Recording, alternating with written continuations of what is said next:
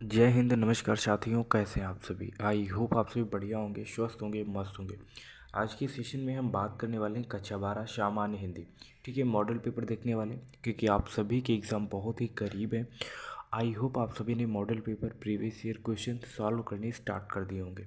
अगर आप भी अच्छा स्कोर करना चाहते हैं तो आपको मॉडल पेपर ज़्यादा से ज़्यादा सॉल्व करने चाहिए। ठीक है, तो सामान्य हिंदी का यह प्रश्न पत्र देखते हैं आप कितने क्वेश्चंस को अटेम्प्ट करते हैं और कितने क्वेश्चन सही करते हैं, और प्रश्न पत्र का पैटर्न क्या रहने वाला है और मार्किंग किस तरीके की होती है वो भी हम देख लेंगे। ठीक है, चैनल पर पहली बार विजिट करें तो चैनल को सब्सक्राइब करें और वीडियो को अपने दोस्तों में भी शेयर करें। ठीक है, चलिए देखते हैं प्रश्न पत्र। और यहाँ पर आप देख पाएंगे स्टार्टिंग के 15 मिनट आपको प्रश्न पत्र को पढ़ने के लिए दिए जाएंगे। ठीक है, प्रश्न पत्र को आप अच्छी तरीके से पढ़ लीजिएगा।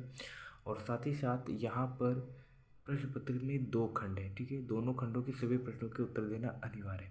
खंड का में क्या पूछा जाएगा, आपसे गद्य से पूछा जाएगा, और खंड खा में आपसे पद्य से पूछा जाएगा। कुछ इस तरीके के क्वेश्चंस रहने वाले।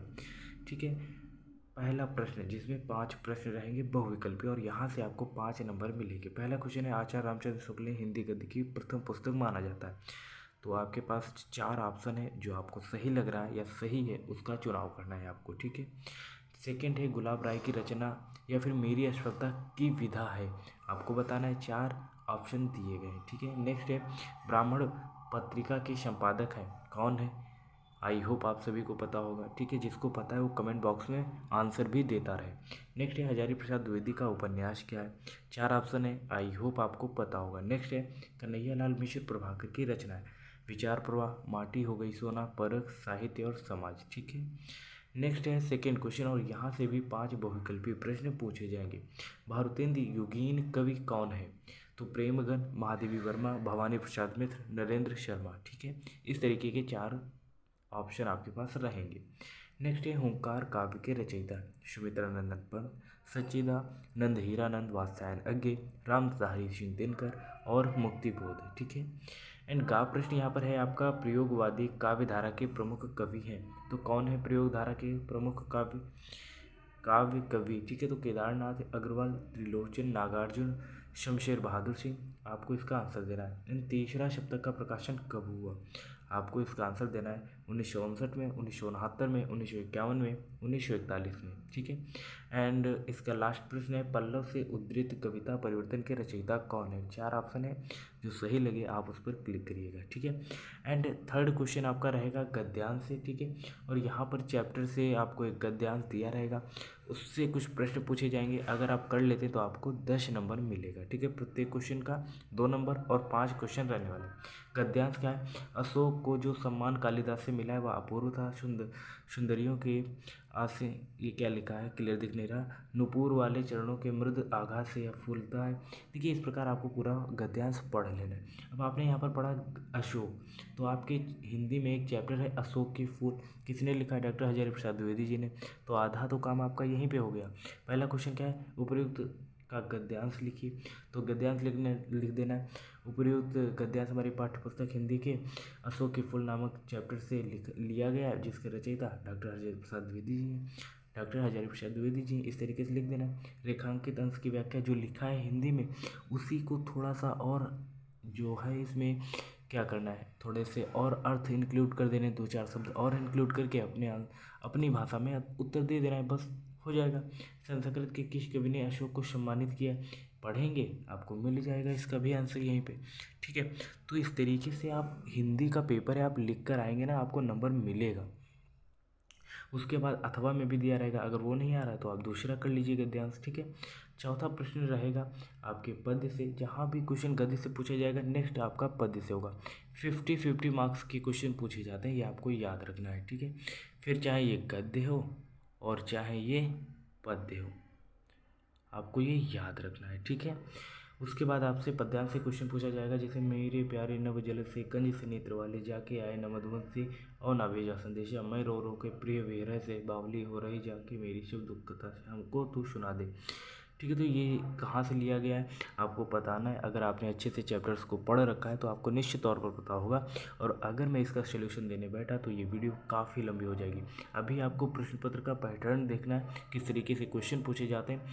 ठीक है ना। तो इससे आपको एक अंदाज़ा लग जाएगा। अगर वो नहीं आ रहा है तो सेकंड यहाँ पर दिया जाएगा पद, दो में से किसी एक का आंसर देना रहेगा और यहाँ से भी आपको 10 नंबर मिलेंगे और 5 क्वेश्चन पूछे जाएंगे कुछ इस तरीके से। पांचवा क्वेश्चन आपका रहेगा साहित्यिक परिचय। ठीक है, साहित्यिक परिचय आपको देना रहेगा। यहाँ पर 3 गद्य से दिया गया, हरिशंकर परशाई, प्रोफेसर जी सुंदर रेड्डी, डॉक्टर हजारी प्रसाद द्विवेदी। ठीक है, किन्हीं एक का याद कर लीजिए, आप आसानी से आंसर लिख लेंगे। उसके बाद बात करेंगे खंड खा में एक साहित्यिक परिचय आपसे पूछा जाएगा।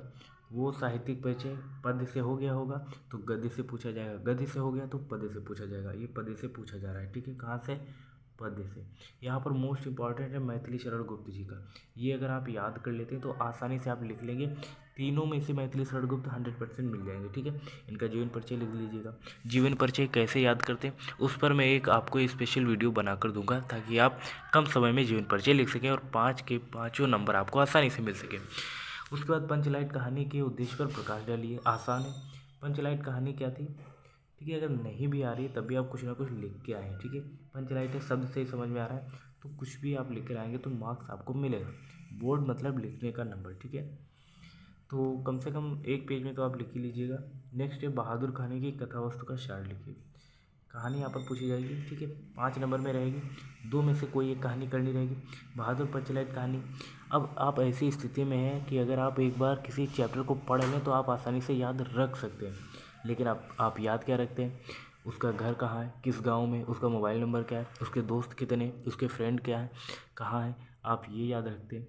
तो अगर आप पढ़ेंगे तो आसानी से ये याद हो जाएगा। ऐसा नहीं है कहानी कितनी भी कठिन हो, अगर आप एक बार पढ़ लेंगे, आप उस स्थिति में आ चुके हैं, एक बार पढ़ेंगे तो आप आसानी से याद रख लेंगे। और याद क्या रखते हैं? जो मैंने अभी बताया आपको। ठीक है ना, तो इस पर थोड़ा सा ध्यान देने योग्य ये बात मैंने कही है। ठीक है, एंड स्वपठित खंड काव्य के आधार पर किसी एक खंड के प्रश्न का उत्तर दीजिएगा। ठीक है, तो ये आपके डिस्ट्रिक्ट वाइज डिस्ट्रिक्ट वाइज ये वो करता है, क्या कहता है, मानकर चलिए डिस्ट्रिक्ट बेस पर ही आता है। ठीक है, जैसे आप जिस डिस्ट्रिक्ट से बिलोंग करते हैं, काफ़ी बार जो पूछा गया है वही आप याद करिएगा। यहाँ पर काफ़ी सारे दिए रहेंगे। ठीक है, वैसे श्रवण कुमार खंड काव्य के आधार पर राजा दशरथ की चारित्रिक विशेषताओं पर प्रकाश डालिए। अगर आपने नहीं पढ़ा फिर भी आप लिख दीजिए। श्रवण कुमार कैसे थे? दयालु थे, अपने माता पिता की सेवा करने वाले थे, ईमानदार थे। ये सारी चीज़ें आप लिख देंगे। ठीक है, राजा दशरथ के बारे में थोड़ा सा लिख देंगे तो आपको यहाँ से 5 नंबर मिल जाएगा ना। इतना आप लिखेंगे आसानी से मिल जाएगा। ठीक है, और खंड खा जो रहेगा वो व्याकरण से रहेगा, यानी कि अनिवार्य संस्कृत से रहेगा। ठीक है ना। अगर आपको शोर आ रहा है तो आप मैनेज करिए, क्योंकि हमें अपनी इन्फॉर्मेशन की चीज़ों को देखना है, बाकी चीज़ों को अवॉइड करना है। ठीक है, हम ऐसी स्थिति में हैं कि हमें क्या पढ़ना है, क्या छोड़ना है, किन बातों को सुनना है और किन बातों को इग्नोर करना है, ये आपको अच्छे से आ चुका है। ठीक है, संस्कृत से यहाँ पर पूछा जाएगा। देखिए, संस्कृत साहित्य सरस व्याकरण सुनिश्चितम। संस्कृत भाषा का साहित्य सरल और व्याकरण सुनिश्चित है। तस्य गद्य पद्य लालितम, और इसका गद्य पद्य लालित्य और भाव बोध का सामर्थ्य रखने वाला, अद्वितीय इसमें श्रुति मार्जित वर्तते। तो इस तरीके से आप इसको थोड़ा सा देखिए, जहाँ पर नहीं अर्थ आ रहा है वहाँ पर आप थोड़ा सा अपने आप से उस वाक्य का अर्थ स्पष्ट होना चाहिए, ऐसा आपको बनाकर लिख देना है, तब आपको नंबर आसानी से मिल जाएगा। ठीक है ना। अथवा में दिया रहेगा, जो आपको आ रहा हो वो आप कर लीजिएगा। हालांकि संस्कृत मुझे आती नहीं तो आप इस पर कोई ज़्यादा विवाद करने की आवश्यकता नहीं है। हालांकि मैं आपकी मदद कर रहा हूँ और मदद में थोड़ी सी गलती आपसे हुई है, थोड़ी सी गलती मुझसे हुई है, इसीलिए तो मैं आपकी मदद कर रहा हूँ। और आपकी मदद करते करते मुझसे गलती हो जाए तो उसमें मजाक बनाने की कोई बहुत बड़ी बात नहीं है। ठीक है, मैं भी आपके तरीके का एक स्टूडेंट हूँ और हालांकि मैं आपसे सीनियर हो चुका हूँ, ग्रेजुएशन कर रहा हूँ। हालांकि मेरा दायित्व जो बनता है वो मैं अपने दोस्तों में प्रोवाइड करता रहता हूँ ना। तो यहाँ पर एक श्लोक दिया रहेगा, उसका संदर्भ सहित आपको हिंदी अनुवाद करना है। जिसे लिखा है, जल बिंदु निपातेन क्रमशः पूरिते घटा साहित्य विद्या नाम धर्म से धन से। कहता है कि जल बिंदु, जल की जो एक एक बूंद होती है उससे धीरे धीरे घड़ा बढ़ जाता है। अगर आपको घड़ा को भरना है तो जल की एक बूंद बूंद से भी आप घड़े को भर सकते हैं। ठीक उसी प्रकार अगर आपको विद्या अर्जित करनी तो थोड़ी थोड़ी विद्या अर्जित करने से भी आप विद्या से परिपूर्ण हो सकते हैं। ठीक है ना। उसी प्रकार धर्म और धन से भी धीरे धीरे परिपूर्ण हो सकते हैं। समझ गए होंगे आई हो। उसके बाद लिखा है, न में रोचते भद्रा व उल्लू कैसे, ये पढ़ लीजिएगा अपने आप से। अगर आपके पास मान लीजिए कोर्स भी नहीं लिखा है, स्कूल में जो पढ़ाया गया वो भी नहीं पढ़ा, तो मैं आपको बेस्ट तरीका दे रहा हूँ, आप विद्या खरीद लीजिए और वही पढ़िए। 2-3 बार पढ़ लेंगे ना, 80+ आप मानकर चलिए नंबर आपके आ जाएंगे, ठीक है। विद्या जो होती है उसमें शॉर्ट नोट्स दिए रहते हैं एक तरफ से, मानकर चलिए, ठीक है, ठीक है ना। बोर्ड एग्जाम के लिए काफ़ी इंपॉर्टेंट होती है। एंड लास्ट में आपको मुहावरों में से किसी एक का अर्थ लिखना है और वाक्य प्रयोग करना, और यहाँ से आपको 2 नंबर मिल जाएगा, ठीक है ना। इसी प्रकार व्याकरण रहेगी और अपठित गद्यांश पूछा जाएगा, उसको अगर आप कर लेंगे तो 4 से 6 नंबर आपको मिल जाएंगे, ठीक है। हालांकि ये 5 नंबर भी पूछा जा रहा है, ठीक है, इसे आप याद रखिए। अपठित गद्यांश, वही गद्यांश पढ़िए उसके अर्थ दे दीजिए बस। 11वां प्रश्न आपसे कुछ इस तरीके का रहेगा, शब्द युग्मों के सही अर्थ आपको लिखना रहेगा, 2 नंबर मिलेगा यहाँ से, ठीक है ना। उसके बाद किसी एक शब्द के 2 अर्थ लिखने रहेंगे। बाकी चीज़ें आप देख ही रहे हैं, बताने की आवश्यकता है नहीं, ठीक है ना। आप स्क्रीनशॉट लेते रहिएगा। एंड लास्ट में अगर one of the most important मैं बोलना चाहूँ, जो अक्सर आ रहा है, जैसे आप करोड़ रस शांत रस, इसके बारे में पढ़ लीजिए, इसके लक्षण उदाहरण दे दीजिए, ठीक है। श्लेष अथवा उत्प्रेक्षा अलंकार, ठीक है। उसके बाद चौपाई, दोहा, छंद, इसके बारे में पढ़ लीजिए, आसान है। अगर व्याकरण में आप इतना तैयार कर लेते हैं तो 8 से 10 नंबर यहाँ से मिल जाएंगे आपको। और लास्ट में क्या, आपको अपनी जीवन शैली पर आधारित अपने मित्र को एक पत्र लिखना है, और पत्र लिखने के बाद आपको निबंध लिख देना है, बस बात बात खत्म। लास्ट प्रश्न पूछा जाएगा, अपनी भाषा शैली में एक निबंध लिखिए। निबंध आप 2-3 पेज कम से कम अपने दोस्तों या समूह में, या फिर ऐसी स्थिति में जब होते हैं जिनसे आप खुलकर बात कर लेते हैं, कम से कम 2-3 घंटे बात कर लेते हैं। जब आप 2-3 घंटे बात कर लेते हैं, सोचो 3 घंटे का पेपर है, उसमें अगर आप 1-2 पेज नहीं लिख पा रहे हैं तो वो 2-3 घंटे क्या आप बात करते हैं वो आप ही जानिए, ठीक है ना। तो जो 2-3 घंटे बात करते हैं हंसी मजाक, ठीक उसी प्रकार आप सोच विचार कर जब आप लिखेंगे, आप 12th की स्टूडेंट हैं, निश्चित तौर पर आप 2-3 पेज तो ऐसे ही लिख देंगे, है ना। तो आप अपनी भाषा शैली में निबंध लिखिएगा। और यहीं तक ये प्रश्न पत्र था, ठीक है। और आई होप ये प्रश्न पत्र आपके अकॉर्डिंग रहा होगा, आपके पक्ष में गया होगा। आपने जो तैयारी करी है निश्चित तौर पर ये आपके पक्ष में रहा होगा। कहने का मतलब ये है, आपने कम से कम 60 से 70 नंबर का क्वेश्चन तो कर ही लिया होगा, है ना। तो मिलते हैं ऐसी नेक्स्ट इन्फॉर्मेटिव वीडियो के साथ, तब तक के लिए जय हिंद, नमस्कार। और इस तरीके की वीडियोस देखने के लिए आप हमें सब्सक्राइब कर सकते हैं और वीडियो को अपने दोस्तों में भी शेयर कर सकते हैं।